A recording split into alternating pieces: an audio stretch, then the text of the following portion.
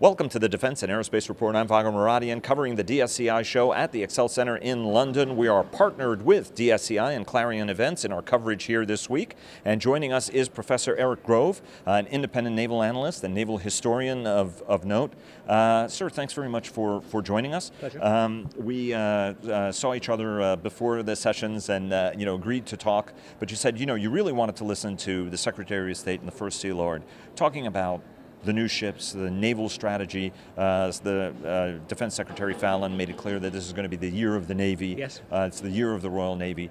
But there were, as from the standpoint of a historian and a naval analyst and a navalist in your case in particular, what is, the good that you heard, but also the bad? For example, and specifically what everybody's asking with this budget shortfall that the Ministry of Defense is looking at, can the Royal Navy afford this ambitious agenda it set out for itself? One certainly hopes that it can. And if all the plans go through, it'll be a very good thing from the Navy's angle and from the nation's angle. The First Sea Lord was talking about some very ambitious plans about our new aircraft carriers going to the Far East, a more global footprint, operations out of Singapore, much more than in the past, basically reversing the withdrawal from East of Suez of the early 1970s.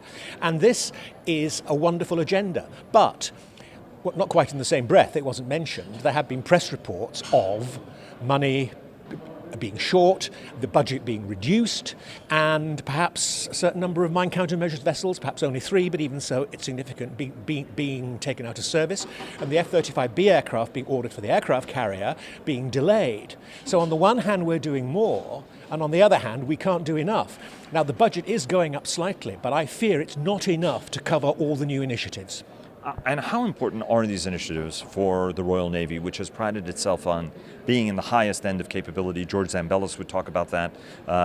His predecessor, Mark Stanhope, would talk about being able to have a force that's at that high end, which is something the Royal Navy's always banked on. Was it a mistake for the Royal Navy, for example, to focus all of its energies on this high end at the expense of numbers at this point, having grown perilously close to being too small? Well, I think the aircraft carrier, because it's so flexible, was a good investment. Whether it was a good thing to actually take our previous carriers out of service as early as we did is a very moot point. Although it did give the government the lesson that if you don't have ship-based aircraft, intervening in places like Libya, it is difficult. The last Prime Minister, Cameron, became a somewhat born-again carrier man, and George Zambellis, in fact, gave him his model of the carrier that he placed on the cabinet table. So I think not having the carrier and the problems that created has shown that we do need aircraft carriers. The frigates and destroyers, the problem is that they go over cost, as the recent report has shown. But trying to keep costs down is very difficult. And I am a little concerned about the Type 31E programme, which is supposedly getting a frigate which will only cost £250 million each. I mean, it's a big programme. It's £2 billion for the whole thing. But nonetheless, can you produce a proper, competent frigate for £250 million? And the answer is perhaps not. And I think there's going to be an interaction, and some problems will arise when the 250 million proves that all we can get is basically a souped-up corvette, or even a souped-up offshore patrol vessel.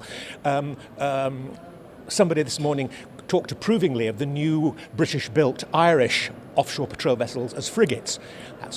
That kind of confusion is very troubling. Right. Well, and George Zambellis was always clear on saying that whatever accompanies Type 26, when that discussion had just started, should not be an over-glorified offshore patrol ship, right? It should be a proper frigate. And a great deal of discussion took place over the concept of the global corvette. And Type 31 is looking remarkably like a global corvette. Will she have sonar? Perhaps not.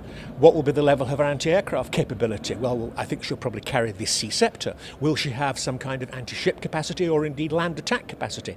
One suspects that she will. But will she be able to do ASW? The answer is probably not, but the Type 26s will do the ASW instead. And I think the logic seems to be, and there's something in this, that the Type 31s will do the jobs for which the capability of the Type 26s over-designs them. And therefore this will release the anti-submarine frigates to do their proper directed task.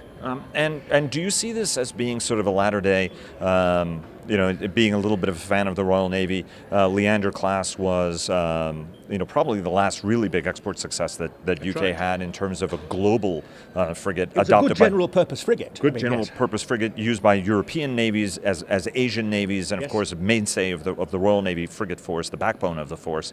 And then we had the Type 21. So do you think that this new ship is a bit of a Type 21, a nice general purpose frigate, not particularly terrific at anything, but good enough to handle just about any mission that comes its way? One wonders if she'll have the capability to handle any mission. The Type 21, after all, had some ASW capacity. Will this frigate, this new frigate, have any ASW capacity? Now, there was much talk about it being networked, so perhaps it could be networked into ships with more ASW sensor capacity. So that's a possibility, which I hadn't thought on myself.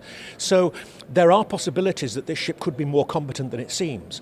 But given the Royal Navy has always opposed, as you've said, even in recent years, the idea of a second-rate ship, the low end of the high-low mix, we do seem to be going in rather low. And our continental rivals, as was pointed out in this morning's debate, would put a costing of something like £400 million on the type of frigate that will appeal to most navies in the world.